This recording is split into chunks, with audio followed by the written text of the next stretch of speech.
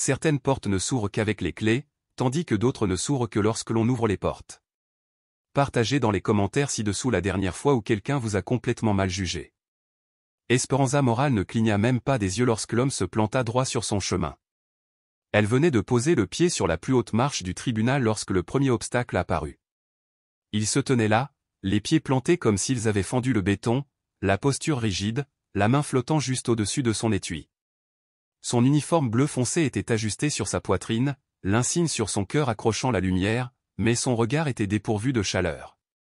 Au lieu de cela, il la scrutait de la tête aux pieds, n'évaluant pas la menace, mais portant un jugement silencieux.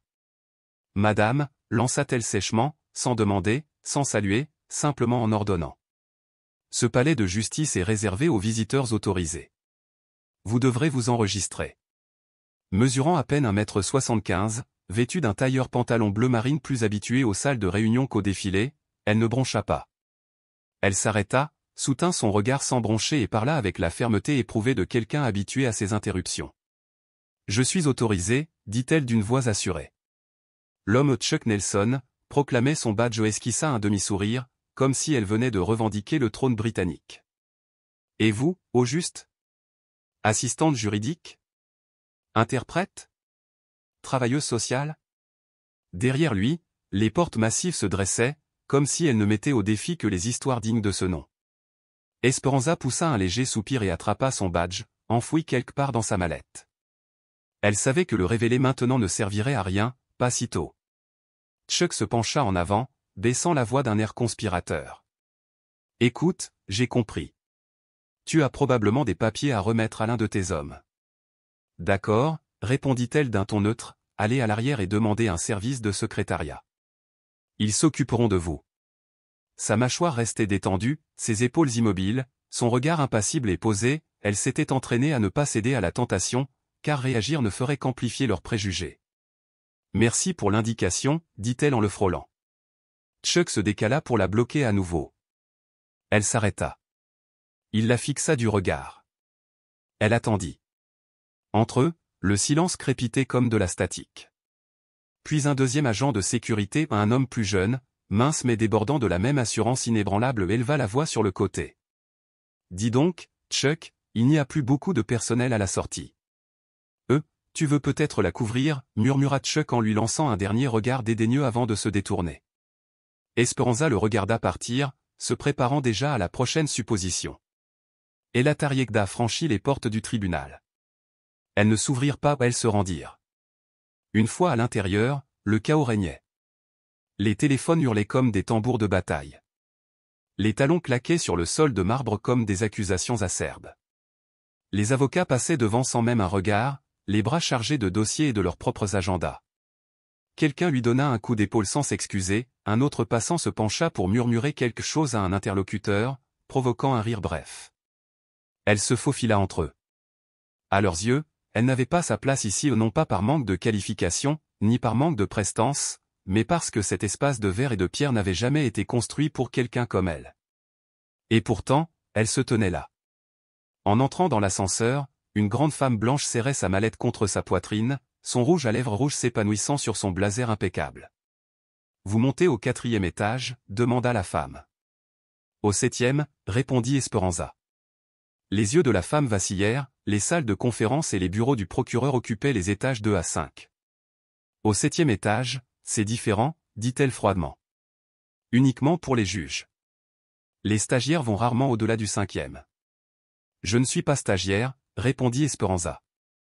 La femme inclina la tête sans ajouter un mot. Au 7e étage, le juge Harold Wiseman attendait devant son cabinet. Il avait 72 ans, les cheveux aussi fins que de la laine d'acier et la réputation de rendre des décisions si précises qu'elles s'incrustent dans la pierre. Ses yeux s'illuminèrent en la voyant.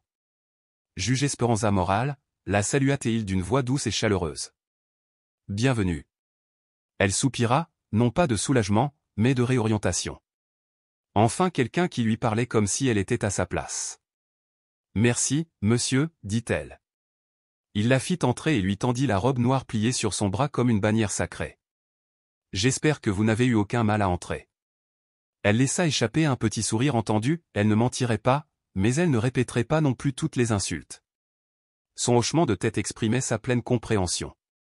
Ils apprendront bien assez tôt.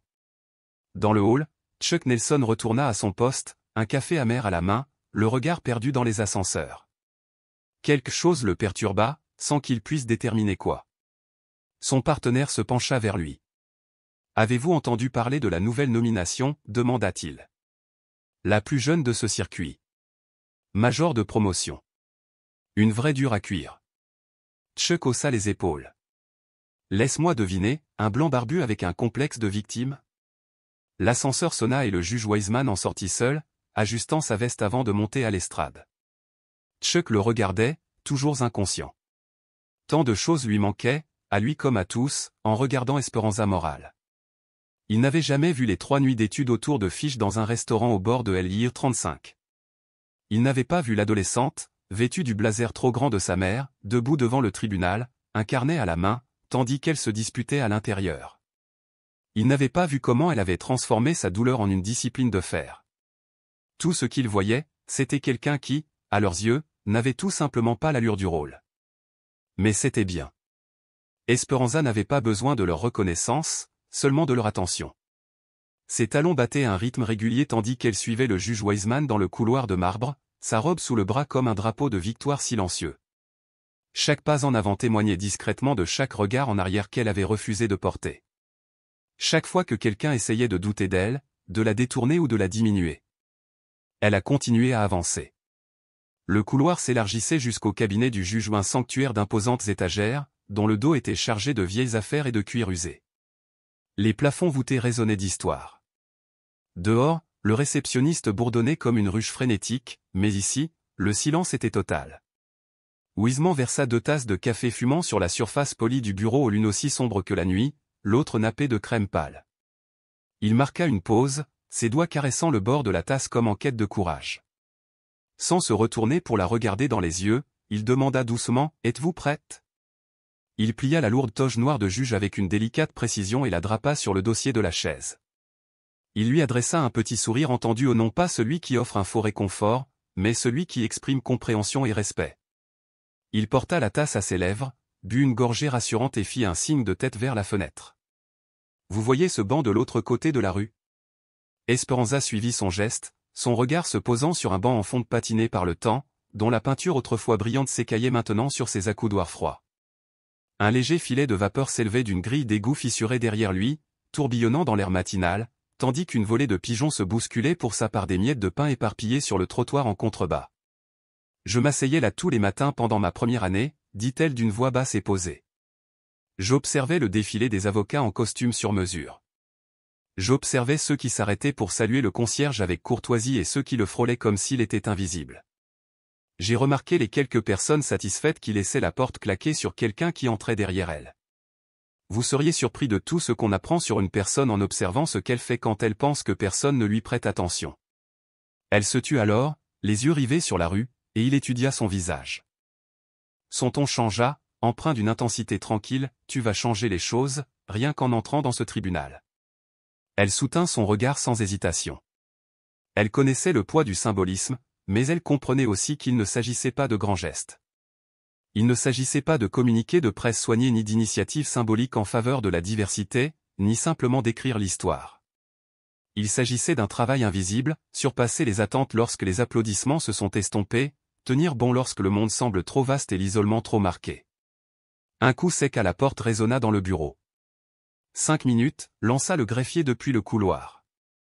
Esperanza hocha brièvement la tête, glissa les bras dans les plis de sa robe et sentit son poids s'abattre sur ses épaules comme un manteau de responsabilité. En contrebas, la salle d'audience vibrait d'une anticipation feutrée. Bien que les sièges ne fussent pas bondés, chaque personne présente exprimait une détermination sans faille. Les lumières rouges des caméras clignotaient dans le coin de la galerie, les journalistes se penchaient sur leurs carnets, et à la table de la défense, un jeune homme était assis, les mains jointes si fort que ses jointures en blanchissaient. Ce procès n'était pas ordinaire.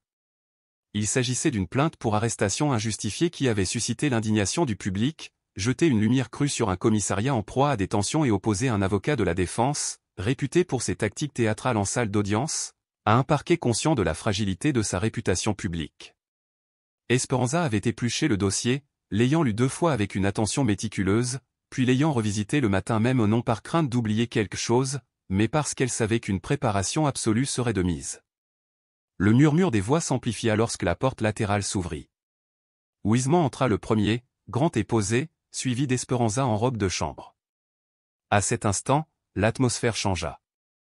Les murmures s'estompèrent, comme si quelqu'un avait arrêté un vinyle.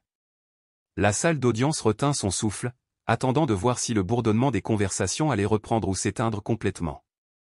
Le regard de l'avocat de la défense s'aiguisa, la mâchoire du procureur se serra de surprise, même l'huissier trahit une subtile hésitation. Personne n'osa parler, car elle se tenait là, drapée de noir, la tête haute, le marteau à la main. Prenant place derrière le banc, elle s'installa avec une grâce délibérée, ajusta légèrement le microphone et annonça d'une voix claire et ferme, « L'audience est ouverte. L'honorable juge Esperanza Moral préside. » Son regard parcourut la salle et s'arrêta sur Chuck Nelson, debout près du mur de la galerie, les yeux écarquillés, la bouche entr'ouverte, comme s'il avait aperçu un spectre. En bas, Wiseman, au milieu de son café, l'aperçut et se figea.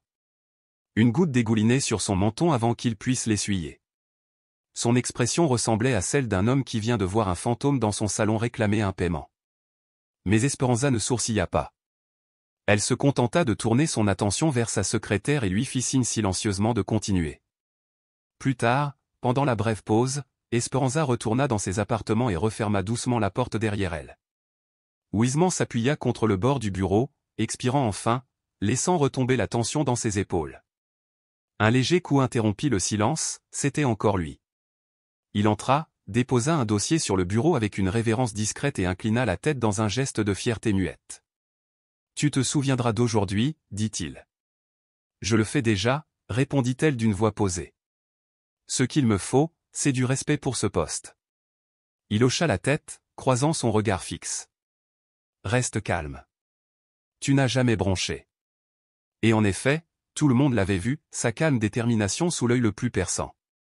Elle inclina la tête, se leva de l'estrade de bois non pas celle de chêne et d'acier, mais celle qu'elle avait discrètement construite dans son esprit après des années de sous-estimation et se prépara à regagner le banc. Ce moment n'était pas son commencement, il était arrivé depuis longtemps. Mais ceci était leur arrivée. Sa mère disait souvent, où n'était-il pas prêt? Deux sortes de silence existaient dans le monde, le silence de la paix et la pause pesante avant la tempête. Des bancs d'église aux salles du conseil municipal ou des pièces où sa mère avait rarement la parole, Esperanza apprit à distinguer l'un de l'autre. Dans leur modeste appartement de la rue Nogal, le silence était pesant non pas de colère ou d'amertume, mais d'épuisement. Carmen rentrait chaque soir dans un uniforme teinté d'une odeur de désinfectant au citron et de plateau de cafétéria, et pourtant elle restait assise à la table de la cuisine pendant des heures, interrogeant sa fille sur le vocabulaire et les nuances de grammaire. « Tu dois être plus que bonne, ma fille, insistait sa mère. Tu dois être indéniable. » Ces mots devinrent le guide d'Esperanza. Tandis que ses camarades de classe s'éclipsaient pour des fêtes le week-end ou des sorties au centre commercial, elle dévorait les transcriptions des procès comme s'il s'agissait des dernières bandes dessinées. Personne dans sa famille n'avait de diplôme de droit accroché au mur, et aucun mentor ne pouvait la guider dans la préparation laborieuse du barreau. Mais elle possédait quelque chose de plus fort que son pédigré, une soif inébranlable née de la résistance. Elle avait vu des enfants de son quartier être suspendus pour avoir protesté, tandis que d'autres, qui avaient vandalisé des bâtiments scolaires, étaient simplement réprimandés. Elle avait vu le cousin de son ami condamné à 6 mois de détention pour mineur pour vol à l'étalage, tandis qu'un camarade blanc n'avait reçu qu'un avertissement pour le même délit la même semaine. Au lycée, elle est devenue l'élève qui interrompait les professeurs pour corriger les inexactitudes historiques, qui méritait des visites au bureau du directeur pour la ferveur dans sa voix lorsqu'elle remettait en question la partialité raciale des inscriptions au programme de placement avancé, et qui suivait méticuleusement chaque mesure disciplinaire parmi ses pairs pour prouver que les modèles comptaient. En dernière année, les professeurs hésitaient à faire appel à elle, non pas parce qu'ils la trouvaient impolie, mais parce qu'ils savaient qu'elle était toujours prête à relever le prochain défi.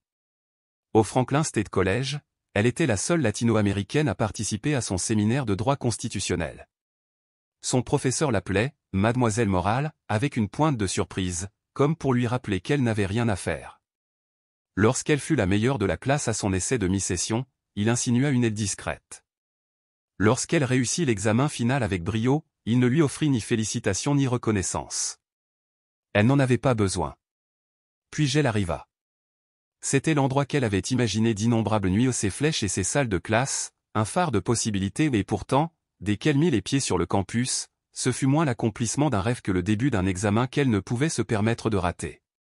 Chaque couloir semblait s'enchaîner, chaque cours était comme un défi à relever, et chaque conversation menaçait de révéler son incertitude. Autour d'elle, ses camarades arboraient leurs avantages comme s'ils étaient nés avec, évoquant nonchalamment « statut d'héritage » ou « stage d'été », comme s'il s'agissait de simples choix de déjeuner plutôt que des clés de leur avenir. Esperanza ne se laissa pas distraire par leur aisance. Au lieu de cela, elle se concentra sur elle-même, aiguisant son esprit comme une lame jusqu'à ce qu'il puisse trancher n'importe quel argument. Elle déclina toutes les invitations aux somptueuses réceptions au pas de vin et fromage, pas de soirée dans un yacht club, préférant se plonger dans un enseignement rigoureux. Elle gagna d'abord une place convoitée dans une revue juridique, où elle corrigea des articles jusque tard dans la nuit, veillant à ce que chaque note de bas de page soit impeccable. Puis elle rejoignit le Conseil pour l'équité raciale, retroussant ses manches pour réécrire des règlements qui avaient secrètement ancré des préjugés. Un après-midi, un professeur la prit à part, d'une voix basse mais sincère, « Vous vous faites un nom ». Elle le regarda droit dans les yeux et répondit, « C'est le plan. Je compte bien m'en servir ». Des années plus tard, lorsque ses camarades de classe la choisirent comme oratrice pour leur cérémonie de remise des diplômes, un honneur qu'elle n'avait jamais sollicité, Esperanza se présenta devant une marée de toges et de chapeaux et prononça un discours que personne n'avait vu venir. Elle parla d'ouvrir les portes si grandes que les générations futures n'auraient plus jamais besoin de permission pour y entrer. Les applaudissements qui suivirent ne furent pas de cérémonie polie, ils retentirent d'une conviction sincère. Après l'obtention de son diplôme, les offres lucratives pleuvaient, cabinet d'avocats prestigieux, mission de lobbying de haut niveau à Washington, et même des postes confortables de conseillère juridique d'entreprise. Elle déclina toutes les offres. Elle souhaitait retourner non par obligation, mais par détermination dans la communauté qui avait tenté d'enterrer ses rêves dans ces rues poussiéreuses. Elle rejoignit le bureau du procureur, s'occupant des dossiers les plus complexes et les plus négligés. Elle traqua les prédateurs, rouvrit des dossiers abandonnés depuis longtemps et refusa de court-circuiter la justice au nom de l'efficacité. Au tribunal, elle n'éleva jamais la voix, mais dès qu'elle entra dans la salle, son autorité calme résonna comme le tonnerre, et on le remarqua. Le bureau du gouverneur n'a pas tardé à prendre contact. Le juge Bransford, un juriste blanc et conservateur connu pour ses longues opinions et ses silences encore plus longs, prenait sa retraite, et l'État avait besoin d'un successeur capable d'apporter un changement réel et mesurable. Le gouverneur a choisi Esperanza. Elle a accepté, non pas pour sa propre gloire ni pour la fierté de sa mère Gloria, mais parce qu'elle savait qu'un jour quelqu'un lèverait les yeux de la tribune du tribunal et la verrait. Peut-être une petite fille chaussée de chaussures d'occasion, peut-être une avocate commise d'office qui se sentait invisible, quelqu'un qui avait besoin de croire que la justice pourrait un jour lui être familière. Assise derrière le banc, sa robe noire contre son cou, Esperanza ne pensait plus au vent violent des batailles judiciaires, mais à Carmen, sa mère, qui vivait toujours rue Nogales, jonglant entre deux boulots et le thé sucré du dimanche comme si de rien n'était. À ses yeux, le monde de l'autre côté des portes du tribunal n'avait pas changé, seule sa place en son sein avait changé. Une nouvelle vague de plaideurs est arrivée au début de l'audience de l'après-midi, un procès pour discrimination au logement pourrait redéfinir l'accès équitable des locataires. Elle inspira profondément, sentant le poids de sa responsabilité retomber sur ses épaules, et fit signe au greffier, « Veuillez les faire entrer ». Le lundi suivant, tous les employés du tribunal, des agents de sécurité et greffiers aux huissiers et aux gardiens ont reçu un courriel annonçant une formation obligatoire intitulée « Préjugés, suppositions et la justice que nous promettons ». Le titre était volontairement simple, il se voulait durable. Chuck Nelson, assis dans la salle de pause avec son café, fut le premier à ouvrir la note. Il la lut froidement, puis la relut, notant la directive concise du juge moral, la justice commence devant le tribunal. Elle commence par l'accueil qui nous est réservé. 2 jours plus tard, Chuck se retrouvait dans la salle de conférence C, assis sur une chaise pliante, tandis que la séance s'ouvrait sur une image fixe issue d'une vidéo de surveillance, lui, la main près de sa ceinture, debout au-dessus d'une femme latino-américaine devant le palais de justice. Pas de nom, pas de commentaire, juste l'accusation silencieuse de cette image unique. Pendant toute la séance, ni l'intervenant ni le sujet n'ont pris la parole, le silence peut être sa propre réprimande.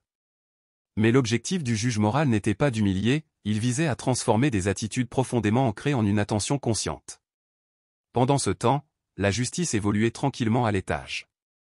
Des étudiants en droit prenaient des notes au dernier rang. Des femmes ressemblant à Carmen assistaient aux audiences, simplement pour observer la nouvelle réalité de l'équité. Les procureurs commençaient à arriver préparés, les avocats de la défense cessaient leurs interruptions et les greffiers remettaient les dossiers avec un regard constant et respectueux. Elle ne portait pas simplement la toge, elle en redéfinissait le sens. Un matin, alors qu'elle examinait ses dossiers entre deux affaires, un coup familier à sa porte annonça l'arrivée d'Arturo, un gardien.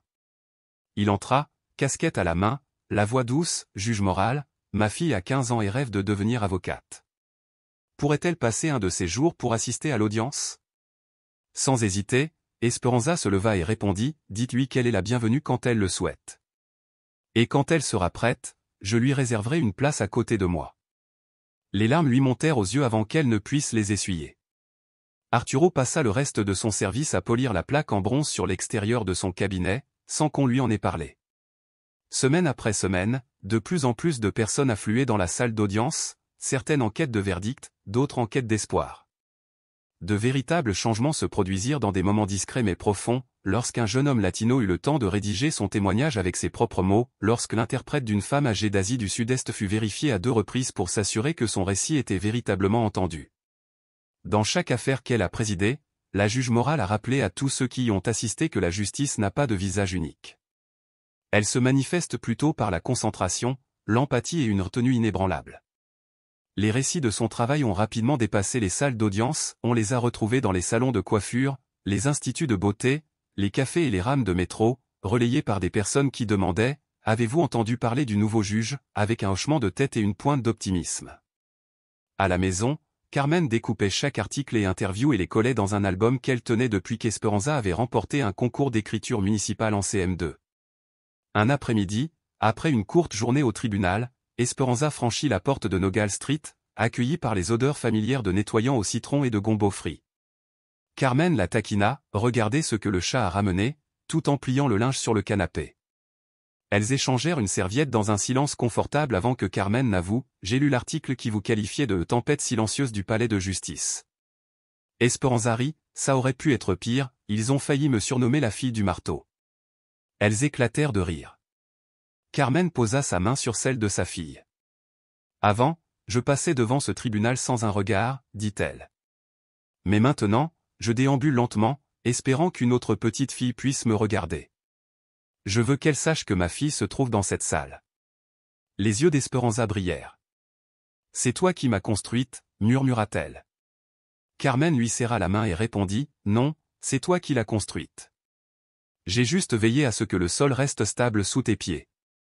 Le lendemain matin, les couloirs du tribunal semblaient plus lumineux. Esperanza, d'un pas plus assuré, salua la réceptionniste et s'arrêta pour encourager une jeune greffière nerveuse. Vous serez formidable. Respirez, lui dit-elle, et elle vit la tension dans les épaules de la jeune fille se dissiper. Lorsque les portes du tribunal s'ouvrirent, elle entra, sachant que cette fois, tous les regards se croisèrent avec un respect sincère. Les portes qu'elle avait lutté pour ouvrir étaient désormais ouvertes à tous.